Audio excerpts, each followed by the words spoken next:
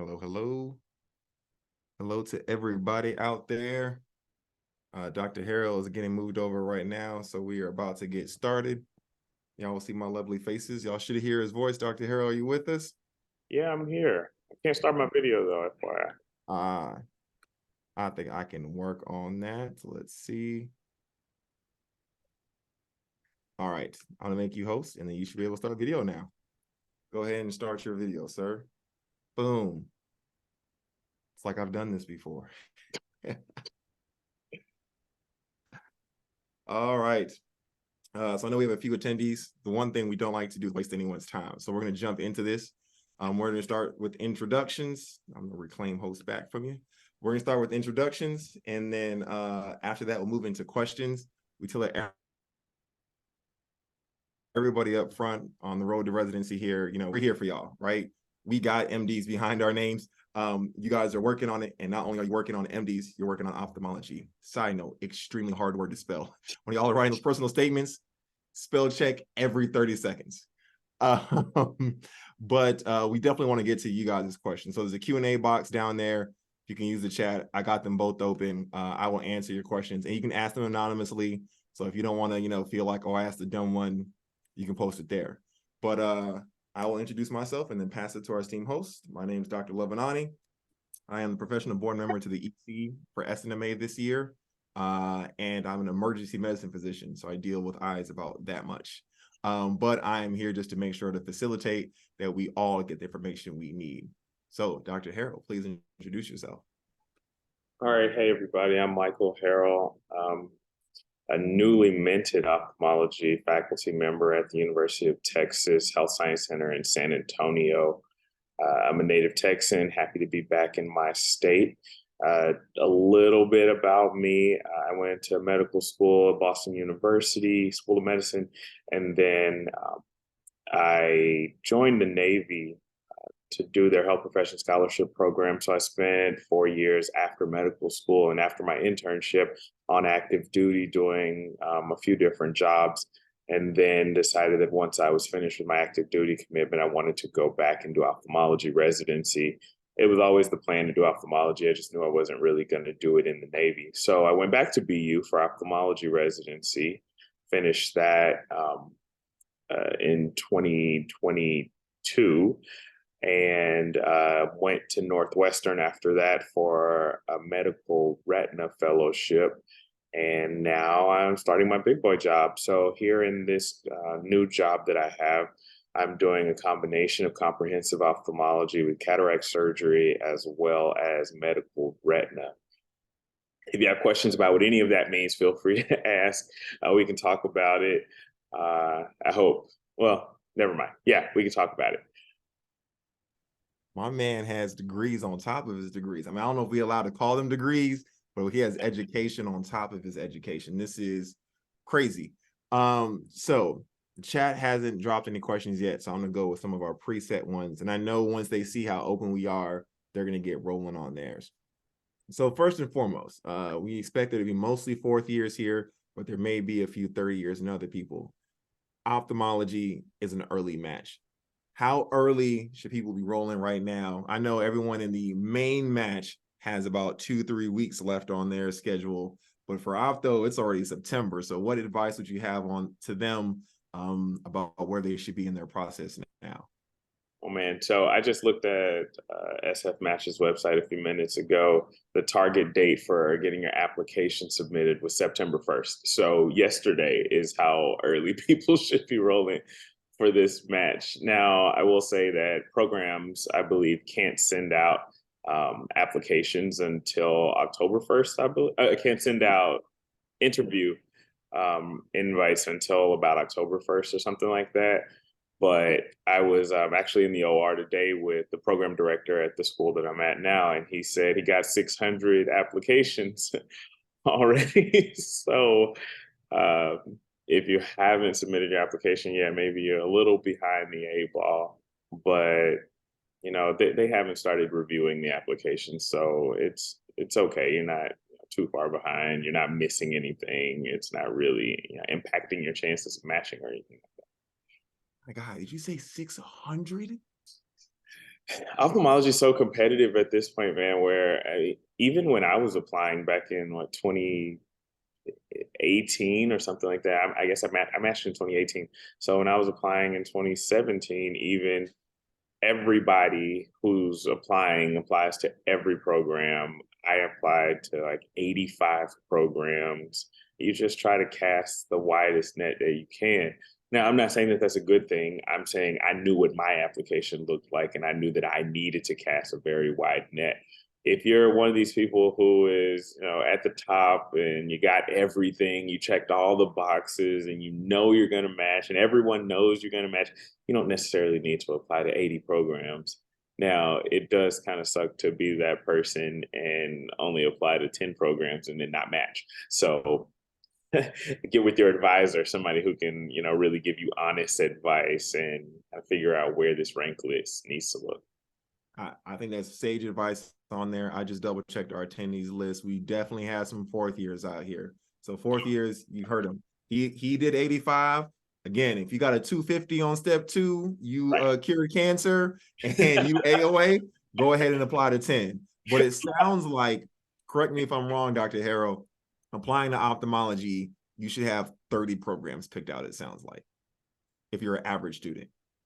I mean, if you're average, I would say maybe even more than that. You're gonna spend a lot of money on applications, and the kind of saving grace is a lot of your interviews are virtual, or maybe all of them are virtual still. So you're also not spending the money to travel all these places like we did. Um, it is common to spend a good $3,000 on the application process for ophthalmology. So that's also a problem. Some might say gatekeeping, but we could talk about that offline. So yeah, 30, I guess depending on what your application looks like, 30 may be safe, but I would probably shoot wider. It's better to have more opportunity. There you guys go. Shoot wider, get the opportunity.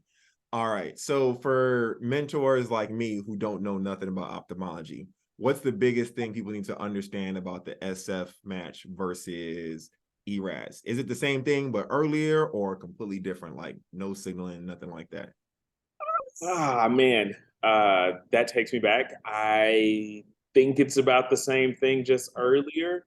We use SF Match for residency and for fellowship match for ophthalmology. I'm pretty sure it's the same thing, but I also have never, I didn't apply the regular way either, though. So don't know about that part. No problem. So, I mean, I that's think good it's the same thing, just earlier, though. Got it. So people need to get their CVs ready, the personal statements ready, get those letter recommendations, and then just apply earlier. Yep. All right. In your opinion, talking with the program director in the OR today, in case he dropped any nuggets, from what you've seen in academics, which part of the application do you think most programs lean heavier towards, or at least your program? Case in point, in EM, those letters of recommendations outweighed like just about everything else. Is it the same in ophthalmology, or is it all step scores? Is it all research? What's the thing? I don't think it's necessarily the same. And honestly, I can say that I'm not speaking for every program. I'm not speaking for any program, actually. I'm not on the leadership team for any program. But this is all just what I've gleaned in my experiences doing interviews for residency myself, and then participating in the selection process, interview process in residency. Uh, so I think for ophthalmology, with so many people applying, there have to be some kind of standardized metrics to cut off, you know?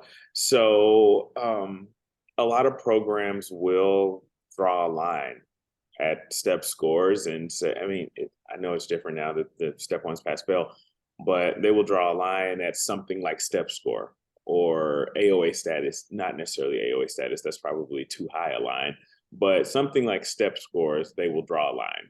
And they'll say, with us getting 600 applications, everybody whose score is higher than this We will review. Everybody whose score is lower than that, we will not review.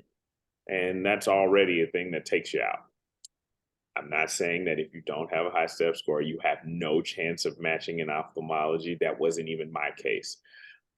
So what I'm saying is most programs have to have some way to quickly weed down or pare down that list. And then they start digging deeper into those other applicants once they've done that. So letters of recommendation are obviously important. Having letters from people who have like sustained longitudinal relationships with you, people who can speak intelligibly to you in various settings, Mm. having letters from people who know you clinically, people who know you surgically, people who know you from things that you like to do outside of school or outside of learning or training. You know, someone who volunteered with you in this group that you work with for the last 3 years or something like that.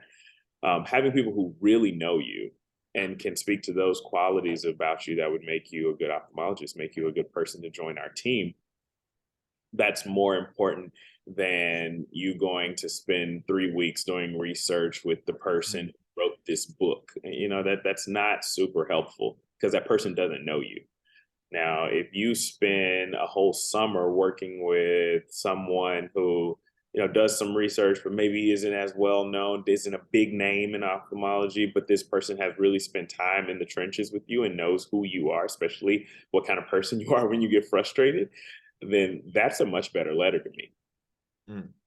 So along that point, and to answer our first question in the evening from Timmy, shout out to Timmy.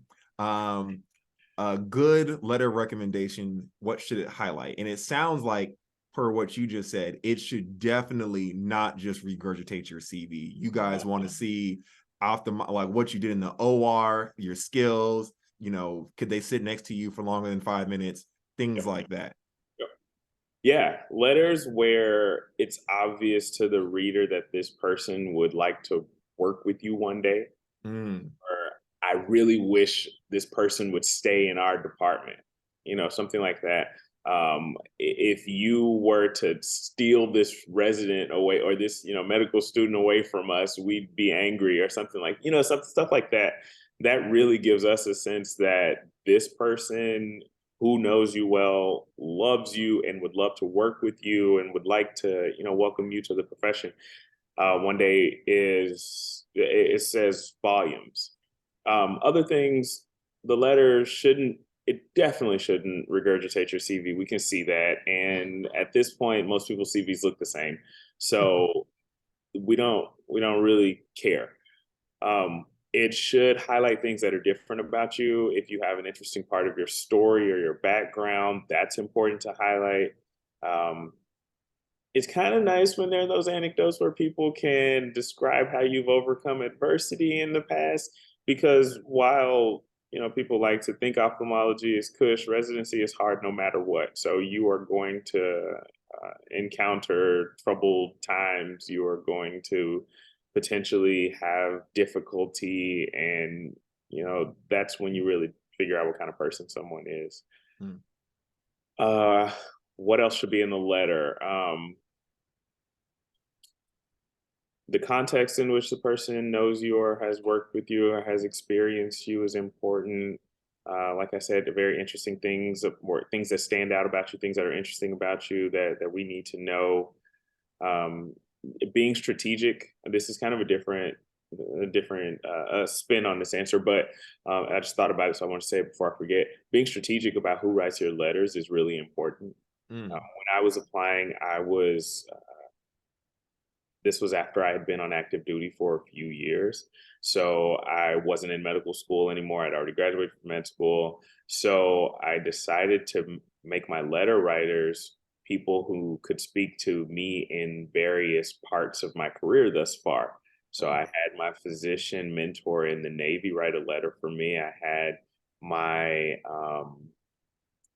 a mentor from medical school write a letter for me, and then I think my third letter is from my internship program director, because I did a general surgery internship. So all of these people can speak to me through various aspects of, you know, my professional career to that point, and could speak to growth, or they could speak to how I have changed as a person and as a physician over the years. Um, so I think that's also important to note about letters of recommendation. That's very good. And as you guys see, thank you again for the attendees. We're getting straight to your questions. This is a session where you can ask anything one-on-one, so make sure to put them out there. Our second question, as you point out, Dr. Harrell, people's apps should be in or close to in, but they're not quite interviewed yet. So what tips do you have for students who are on away rotations, about to walk in that OR or walk and see patients? What tips do you have for students on away rotations now in the pre-interview time frame to really shine and step out in front of these PDs? Yeah, this is it. This is the time. These away rotations are pre-interviews. These are auditions. It's hard to be on for the entire time that you're there. You're there for a month in clinic every day. You're tired, you're studying, you're trying to learn, you're doing a grand rounds presentation. That's hard. But this is kind of what residency is like. So this is how people really get to know you. So don't spend so much time trying to chase down to get into the clinic of the big name person. Like I said, spend time with people who are really going to take the time to get to know you a little bit, and who are going to be able to speak about you when these ranking sessions are happening. If you can get good time with the program director or the associate program director, that's probably going to be very useful, because people will remember someone with whom they've interacted much more than they'll remember an application that they read and they've never met the student or the person. Um, Another thing is to get with the residents and figure out how to be useful. Ah, So residents will tell you which books to get, what to read, how to think about preparing for the OR, um, and you should do those things. You should get the books, you should read, and you should prepare for the OR. You should read about what cases are happening the next day. If you write some things down, they'll think you're so good when you pull out your paper and you say, "Oh yeah, this person has diabetes and they're on metformin," or something like that. That's really also that's important in ophthalmology. So don't think that we don't care about diabetes in ophthalmology. It's really important. But don't think that you just show up to the OR and sit there and not know anything. If you don't know anything, they will know that you don't know anything, and then they will not include you in anything. They won't give you the opportunity to participate in surgery. They won't talk to you. They won't teach you. They won't entertain you if they feel like you haven't prepared at all to be there. Now, no one's saying you need to know every step of cataract surgery, but you need to at least kind of know what a cataract is and why we take it out, or how we take it out. Even watch some mm. videos. So I want to touch on a few things you said there. I'm going to work my way backwards. Let's go to the diabetes point. Be honest with the students out here. How deep is the pimping in ophthalmology, right? So I come in the clinic, we're looking at a patient who has diabetic retinopathy.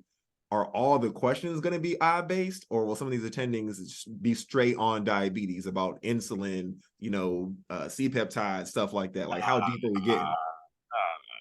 I mean, you may get the random, keep in mind, a lot of these people are MD PhDs. A lot of them have done, deep research, deep Mm, basic science research on some of this stuff. So they may question you on the mechanism of action of, tyrosine kinase inhibitor or something, something like that. And quite honestly, our board exams ask us things like that. So, sometimes it's actually important to know what lysosome storage diseases are, because a lot of them impact the eye. Um, so we don't dig too much into basics, or into whole body medicine that doesn't really impact or have diseases that impact the eye or the visual system. However, a lot of the stuff you learn about in medical school has some kind of impact on the eye or the orbit or the visual pathway. So sometimes you do have to dig deep into the neurofibromatosis and all of that stuff. All right, y'all. So everything from step 1 and step 2 is not completely gone. All right, Fair hold game, on to as I'm something. studying for my boards right now. Fair Exactly. game. And then one more question on this anonymous one before we go to our next one, which is also a very good one. Talking again about preparation. These are med students. The applications are 3K, you just said. Should they go out and spend another 1K getting their own little tool set? Should they be buying their own little glasses? Or is it No, just show up to clinic and do what you got to do with what's there? no. Don't go buy lenses or loops is what you're talking about. Sorry. Surgical loops. Okay. No, absolutely not. You will get those things in residency. Some residency programs may lend them to you or give them to you. Others will make you pay for it, but you can use your education money and get reimbursed for that. When medical students come, we generally have lenses for them to use at Northwestern, where I just finished my fellowship. They would like rent out or not rent, but lend out a set of kind of basic lenses for the medical students who are on the rotation. When you finish, you give it back. The rest of us, if you're in clinic with anybody, we will let you use our lenses to examine the patient. I've given my lenses off to medical students several times. So don't go buy things. Now, if you're serious about ophthalmology, though, there may be some primer texts or some, kind of foundational books you may want to buy, and that's just something that will be yours forever, and it may come in handy. And while we're still on this, I want to give you some of those real quick in case no one said anything. Um, Bradford's Basic Ophthalmology is a wonderful book. It's a quick read. It goes over kind of bread and butter ophthalmology, goes over exam techniques. This is how you are helpful in clinic when you know how to do something. Like check a visual acuity, you know how to check the eye pressure, you know how to kind of do our bread and butter, quick and dirty eye exam. That's super helpful. If you have ideas on how to take an eye history, that's good too, because then you can help the consult resident, the resident doing consults in the ER. You can go and get a good history, even do a quick and dirty exam, and then come back and you can talk to the resident about what you think is going on based on the knowledge you got from Bradford. And then they can kind of help you narrow it down, and then you can present it to the attending and you look like a rock star. Another good resource is Tim Root's Ophtho book. That is an actual book, but it's also available online for free as a series of videos. He also goes through a lot of physical exam techniques in ophthalmology, which are very important, even some that I was learning, during residency. Like retinoscopy. That may be it. There are a lot of other, things and recommendations. If you go to the American Academy of Ophthalmology's website, look at the Minority Ophthalmology Mentorship Program, MOM. That program has gotten many people into ophthalmology residency, but there are resources there. Lists of resources. The MOM program is absolutely amazing. It is something that I'm pretty sure everybody who's interested in ophthalmology and is of the Black and brown skin color knows about this program, has participated in some way in the MOM program. And then, okay, we'll probably get to my other recommendations in other questions. I never assume anything in life. So for those out there who are watching later or the people in the chat right now, if you're not part of MOM, go sign up. It's usually free for med students. Hop on that.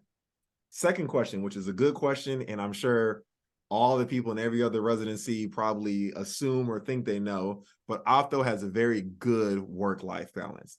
Is that the same for residents too? Are y'all Monday through Friday, weekends off, or y'all got 95 calls like everybody else? What's the Ophtho residency like?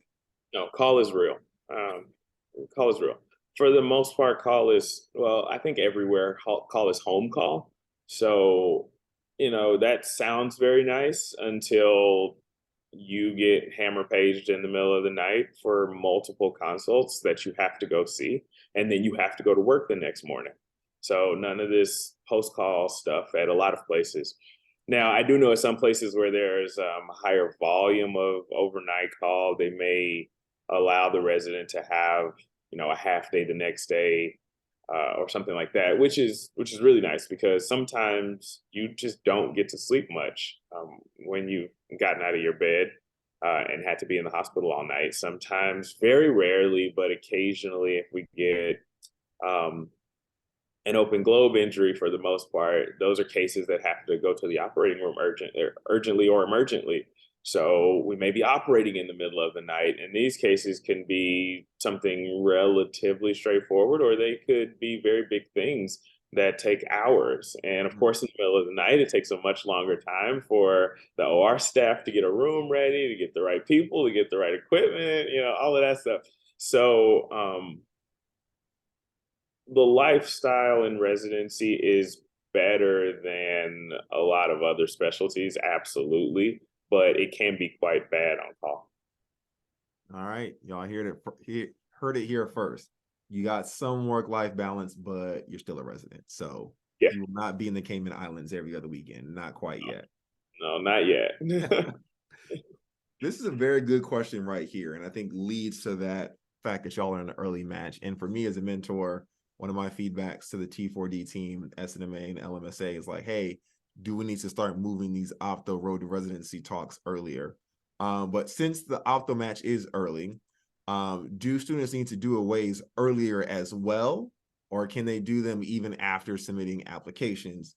And what are your thoughts on that, right? So like you said, SF application can be turned in September 1st, October 1st, people are starting to drop interviews. So should people be doing aways in third year just to get a spot fourth year? Thoughts on that? I mean, fourth year starts in July in a lot of places. If you could do two aways back to back, then you're safe in that regard. I think doing an away before doing an application is a good idea because you may go do an away somewhere and decide that you don't want to apply to that place based on your experience. Or you may do an away somewhere and find that there are things that you glean from that experience that would be good in your application, or things that you want to highlight in your letter, or things like that. Things that, especially if this is a place that you really want to go. So you may want to highlight your connection to that place. So all of my family is from here. My parents are both alumni of this school, and this would mean a whole lot to me. My very often you'll hear my dad did his fellowship or did residency here. So you know I would say that doing away rotations before submitting your application is probably a good idea. However, I have definitely seen medical students on our rotation and submitting their application at the same time, or submitting it or having submitted it before. Got it. If you had to create the perfect applicant, how many away rotations would you have said they done? 2, 3, or magically pulled 4 out of their behind? I don't care. Yeah, it doesn't really matter to me. It's more of the quality of the experience that you got. If you did one and you learned a whole lot, and it's going to make you a better ophthalmologist or made you like ophthalmology a whole lot more, you gain good experiences, you got good letters of recommendation from those people, you made connections. That's much better than doing 3 and just coasting along and not really doing anything or learning anything or knowing anything at the end of those and having nothing to show for it. So 2 is fine. I feel like a lot of schools only allow 2. I think my school only allowed 2. Yeah, mine as well for away rotations to any specialty. Mm-hmm. 2 was kind of like the common one, and to pull 3, you had to like move your vacation month up and then do a bunch of other like mixing and matching. But 2 is extremely common and I sounds like did, though. I found interesting ways to use um, other time in the schedule to get into ophthalmology, like the surgical subspecialties block that was required for us. I did 2 of those weeks in ophthalmology. I did an elective in quality improvement, and I did it with an ophthalmology attending, and my project was in ophthalmology. So you can find more ways to get face time in the ophthalmology department than an actual away. Pro tips, y'all. Y'all are getting the pro tips here. I actually really like that tip. Sticking on that route in the second half of that question. And again, sure, all the attendees, feel free to blow up the chat. Is there anything special you think students who don't have a home program should be doing, right? Like they don't have no program director to write them letter. Well, not that they don't have one. There's not one like in the back pocket. They can't rotate at their school. What should they be doing if they need to find a place to land? They need to be going to places where there are program directors or other ophthalmologists, lined up in a line waiting to meet them, like the National Medical Association's annual convention, where there's a very large ophthalmology section, and the section is active. The section loves meeting students and residents and fellows, and the section hosts the RAB Venable program every year. That is another thing, like MOM. RAB Venable program through the NMA ophthalmology section is something that I am sure most of you have heard of, if not all of you. This is a wonderful opportunity to get FaceTime with a lot of Black and Brown ophthalmologists in the country, a lot of them who are program directors and people who make decisions. And RAB Venable program allows you to, it's at its core a research competition. So you apply to this program, and if chosen, you participate in, I believe, webinars and seminars, and you get paired with a mentor. You present a research poster, or you present a research project during the convention, and the program pays for you to come and all of that. And even if you're going, if you don't have something to present, don't have research to present, or if you're like in your third year or something like that, and you just haven't gotten to the point where you're applying it anyway, you can apply to the RAB Venable program as an observer, and they will also still pay for you to come to the convention. And that's a good time to start creating some dialogue and having conversations with people. And when you tell us, I don't have a home ophthalmology program, special lights start clicking in our heads. We know you need to be taken care of. We know you need extra care. We know you need someone to help mentor you and guide you through the process. So we recognize that it's an issue, and we'd love to help you with it. You just need to get to the right place. Oh, and so another place, I was kind of harping on the NMA, but another place is the SNMA convention is actually a good place too, because a lot of SNMA alumni like me, we go to the SNMA convention. So, if you're at the SNMA conference in New Orleans and you're looking for an ophthalmologist, I'll be there. I will let you know if others are there. A lot of them will be either in the convention hall or participating in the conference itself. And then another place is the American Academy of Ophthalmology's annual conference, which is occurring November 3 through 6 in San Francisco this year. So the AAO is kind of the larger body of ophthalmologists in America, but all of the NMA ophthalmology people go to a lot of them go to AAO as well. So the same group of people will be there. There's a NMA at AAO session, or maybe even collection of workshops or talks. So that's another captive audience. So I heard a lot of pro tips right there, and especially to the 30 years out there, I'm gonna turn to y'all just for a little bit. We're coming back fourth years. Start early. You can start early, and NMA was the one he kind of dropped the first. That conference is usually July/August before applications are due, so you can go there, grab that mentor, get that letter writer, or get that letter reviewed, something in that spot. And yes, the SF application is very early, but I mean, November 3rd through 6th, that's kind of, is that in the middle or close to the end of interview season? You probably got some time to rub some elbows there. Yeah, it's about the middle. I think I know I I think, if I'm not wrong, UT San Antonio is doing interviews somewhere around the end of October, so like the last days of October, maybe. I think in my residency program, we did interviews in like early November, late October, early November. So yeah, it is around that time. Program directors will definitely be at AAO. Residents will even be at AAO.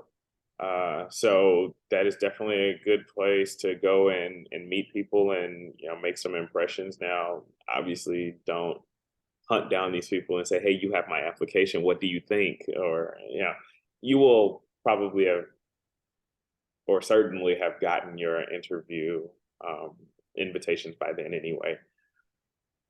I tell everybody, I give advice for the common students, and every now and then I give advice for the thirsty students, right?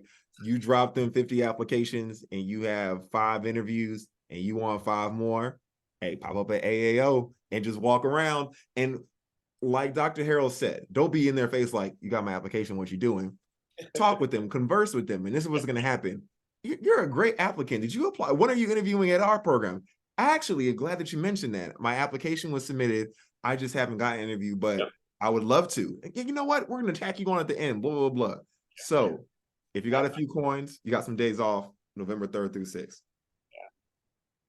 That is great. And another point someone put out here, RAB will look over your personal statement and application too through NMA. This is coming from what I like to call my optho head in SMA right now, Temi. So if she says it is gold, it's word. To everyone out there, use these resources very, very heavily. Participants of the RAB Venable program historically have a very high success rate in matching as well. So whatever they're doing it right. Even when I was a medical student, I went to RAB Venable program at the NMA convention. So it's been around a long time. They've been helping a lot of people get into ophthalmology who may not have on their own.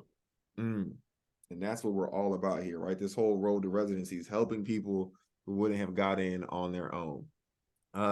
Let's dive into just a few more pro tips, and then we'll let you wrap up with anything we missed. Personal statements. Everyone's always scared about them, rewriting them 35 different times. What do you think ophthalmology tries to glean from a personal statement? Is it, hey, the first time I saw a pair of glasses, I was enthralled for life? Or is it more like, this is me, this is what you need to know about me? Is there anything different from the opto side they want to see versus everybody else? Um, it's tough. Everybody always wants a rubric for a personal statement. I don't have one. Um, I wrote. I just wrote things that were personal to me. I mean, obviously that you would, but I wrote about kind of my story. I don't have a big personal anecdote or a sad story about someone dying from choroidal melanoma, but I wrote about how I became interested in ophthalmology, who my mentor was in the field. I wrote about what it means to me to become an ophthalmologist, what it might mean to my family. Um, I'm the first doctor in my family, the first one to go to college. My parents struggled for this, so this is kind of what this means. So I think as long as you're writing something that is personal and answers some obvious questions like why ophthalmology, maybe even why our program, because I believe the applications now give you the opportunity to associate a different personal statement with different applications or going to different I think you can like tailor them to the place you're going maybe. And let me know if I'm wrong about that, but things that make you, why ophthalmology, what it means to you to become an ophthalmologist, and then maybe some interesting things about you that people don't know. things that people like about you, things that are interesting from your story. Because really, when it boils down to it, we're trying to kind of get to know you a little bit from reading this personal statement. We want to know what motivates you. Why are we even talking to you? And we're going to pull some of those things out to ask you more about when we interview you. So don't just give people the stuff that they can see in the application. This is your time to really say, this is who I am. And if you put me with a group of people, this is how I'm kind of going to contribute to that group and making everybody in that group better. Great point. And I'm glad you talked about this because, again, personal statements, I think it's probably like number one thing that us as mentors get. Like, how can I help? Please proofread, and things of that nature. So that's very good that you're able to give that advice. The next question we actually have about personal statements, and I'm gonna make you host so you can turn your camera back on when you want to. The next question about personal statements. There you go. The next question about no, I understand. The next question about personal statements. Do you think people should address their failures / blemishes on their med school file in their personal statement? It's always a tough one. Yeah, tough. I think that depends on. I think that may depend on what it is. Uh, if you didn't honor your surgery rotation, blah, no one may ever ask about that. If you had to take a leave of absence during your second year because you got really sick, that may be something you want to talk about. If you took the time to get an MPH, similarly, that may be something you want to talk about because that probably speaks to some, passion you have for public health. If you failed step one, I don't know that that's a thing that you need to write about. That may be something that people will ask you about. So have an answer, have some kind of thoughtful response. I don't even mean answer or excuse, but response. Have some thoughtful response to that. So I don't necessarily know that you need to highlight things that don't portray you all that well. That may be a case by case basis, and you should talk to a mentor who is really going to, give you honest feedback um, about that on a case by case basis. That is very sage advice. I always tell people when I'm working with them, there are certain things you allow people to assume about you, and there's other things you correct immediately, right? Like, if you're a bachelor, it's okay to assume that I have 13 girlfriends, whatever, right? I'm a shy bachelor. I'm out here handing out roses, right? But you don't want people to assume that you have like bad diseases or things like that, if you get my drift. So there are some things you want to cut off, and there's other things you can let people run away with their imagination. And using the step method, all right, you failed step one the first time, but again, your step two is a 250. My imagination can run wild. You don't have to really talk about that. But, if you need to get into the weeds on step two and why it was, the score it was, that can be important. So case by case basis. But if you have something to address, there's really nowhere else in the application you can address it at length. They might give you 100, 200 characters somewhere else. But if you need a paragraph to explain something in your life, personal statement is the only place to put it. And to that point, this ophthalmology thing is really a lot about who you know. So even with you writing about it in your personal statement, if you have bad blemishes and you don't know anybody around the table who's going to be making the decision, you might not even get to a point to be able to describe or explain or, give responses to this stuff in person. You might not get an interview just because of that.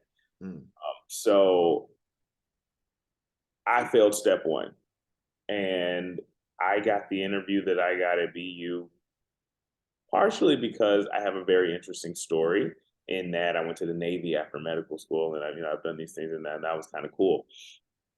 Um, but also because my mentor from medical school, who stimulated my interest in ophthalmology, is a past department chair and was still on faculty, and he was probably a very big part of me getting an interview.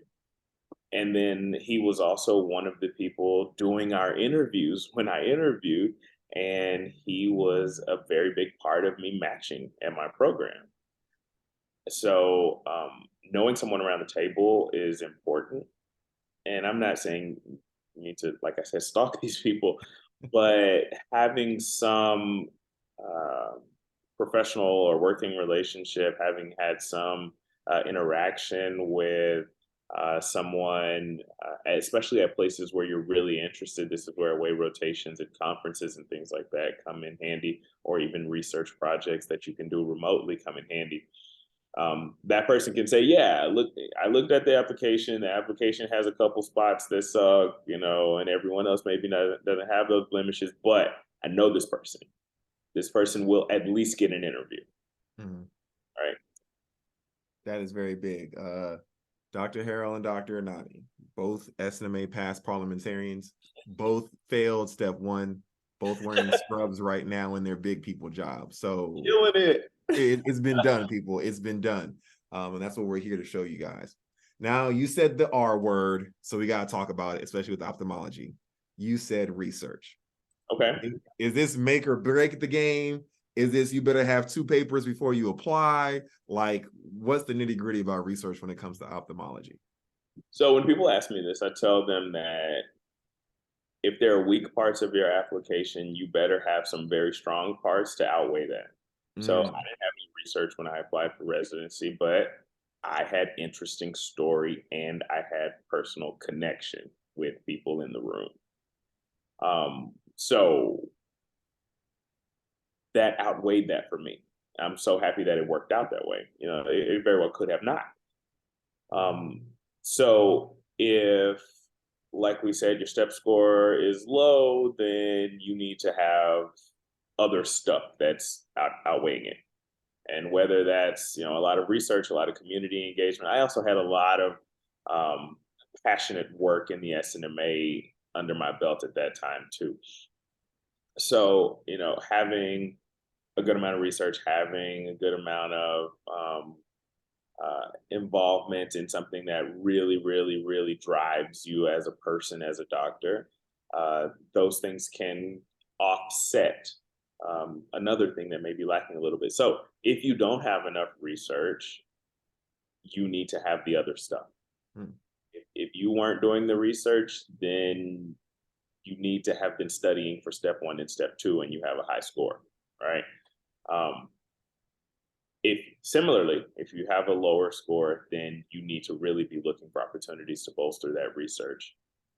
A lot of people will help you find research to do. A lot of people have research. They're just looking for a medical student to jump on and work on. Also, this research does not have to be in ophthalmology. Some people will tell you that you need to have 2 case reports and another paper in ophthalmology. That's not necessarily true. Yeah, it would be nice if you've demonstrated that you have an interest in something that has to do with the eye. So having research in ophthalmology can be that demonstration. But if you tell me that you did a good amount of cancer research and we'll go back to melanoma because you have a personal connection to melanoma, and then you can kind of tie that into melanoma that really impacts every part of the eye, then cool. I don't need you to have specific research in ophthalmology because you have shown me that you can do research. You can see a project through from the beginning to the end. You know how to write scientifically. You know how to, kind of appraise research literature. That's really what we care about. I like that. I like that. One more question on the R topic, which always hurts my heart because I think I had like one research paper from like undergrad or something. Um, in For most surgical residencies right now, research is like a mandatory year. Like even Gen Surge, they got to take a whole year just on research, and that's why they're like 5 to 7 years now for Gen Surge. Is it the same in ophthalmology residency? Should people be prepping and coming into residency with thoughts and cases in their head, or is it just you win, you win? Oh, so those are two different questions. Got it. No one in ophthalmology is requiring that you take research years. That does not happen in ophthalmology. It does happen in other things like gen surge, neurosurge. Neurosurge already 7 years, and then they tell you take 2 years off for research, like crazy. Trifling, trifling. Right. So you get into ophthalmology, you do those 4 years. Now, I'm pretty sure that every program requires you to do an original research project and write it up, right? So mine required that by the end of residency, we had a manuscript ready for submission for our research project. We also had to do a QI project that was written up and presented. So I got a publication out of my QI project, actually. So a lot of these surgical specialties or surgical subspecialties are very interested in showing you or demonstrating to you the importance of contributing to the literature, right? To contributing to what we know about how we do what we do. So that means they're going to require you to actually do a project. They will pair you with mentors. They will help you think of an idea. They will help you think of something that has the scope that can actually be done. If they're doing it the right way, there will be someone checking in with you on time points, telling you when you need to have this done and this done. You will likely present it at a grand rounds or a research day that your department hosts.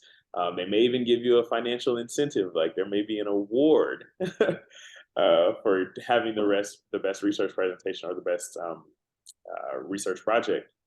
But it's a good thing. I think it's important for you to know that you can do it. It's nice to have a journal out there with your name in it. So I think it's nice when someone kind of makes you do it if you're not really motivated to do it on your own.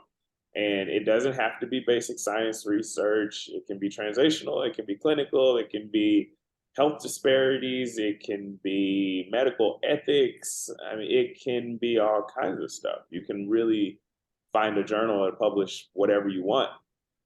And then don't forget that the National Medical Association has a journal. The Student National Medical Association also has a journal. So there was a time when I was in residency and we were having trouble getting a paper published.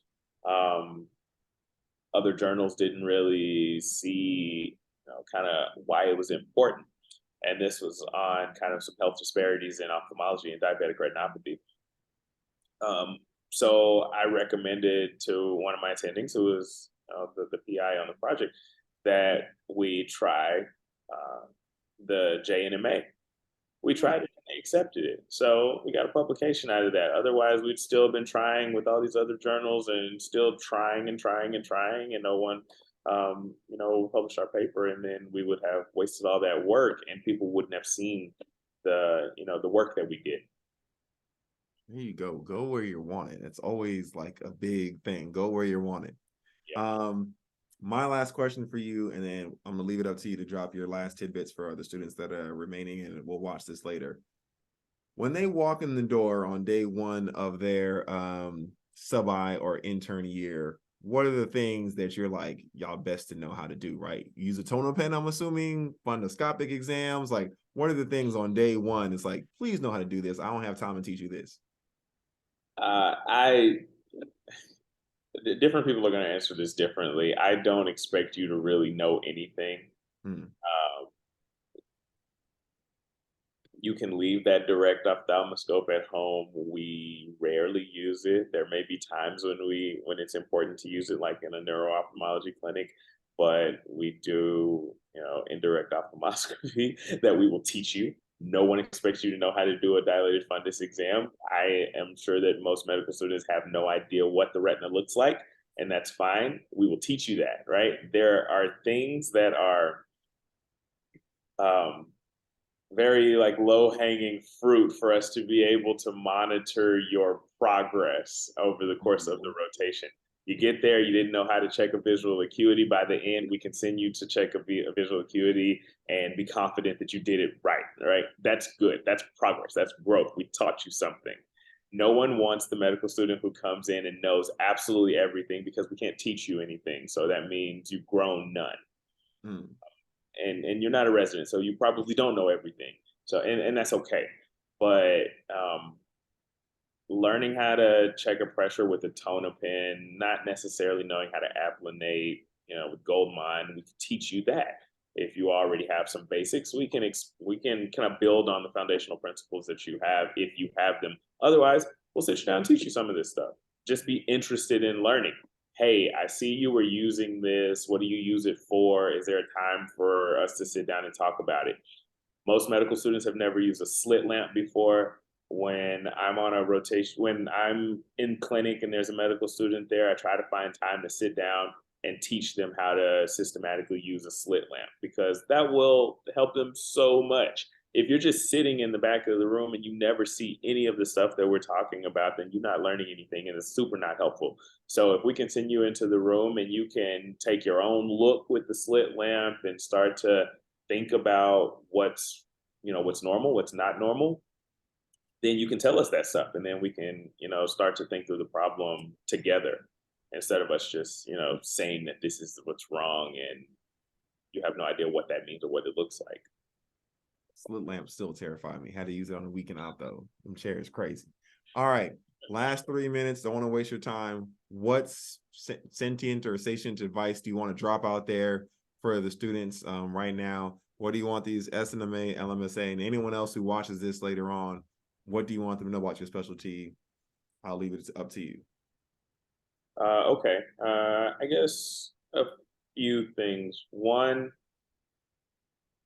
avail yourself of the resources that are out there for you. Don't try to just go this alone. Um, you will likely be more successful if you let us help you, or if you kind of use some of these resources that I've talked to you about. These people, these resources have been doing this for a long time, and for the most part, they do it well. So use them.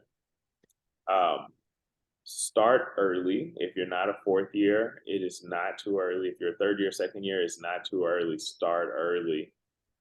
If you don't have people you can talk to at your school, then you need to reach out to us, find an ophthalmologist, and we will do our best to help you figure it out.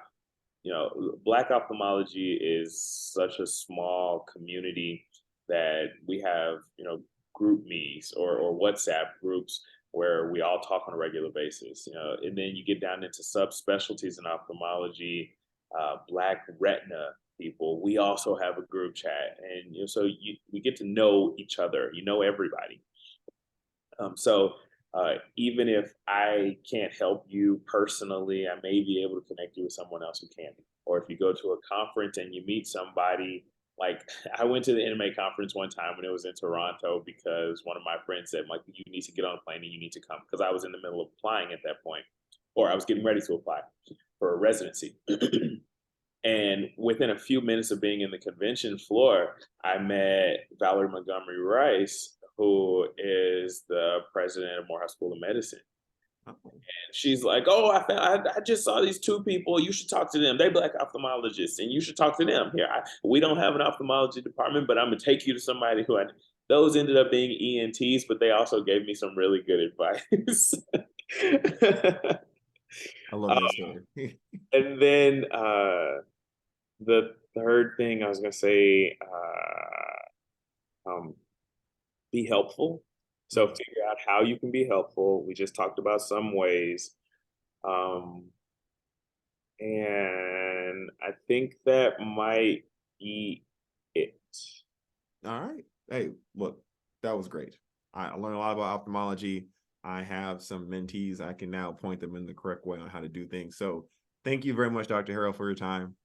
Everyone on or everyone watching this, thank you for joining us on this road to residency with ophthalmology. Dr. Harrell has dropped his email here in the chat.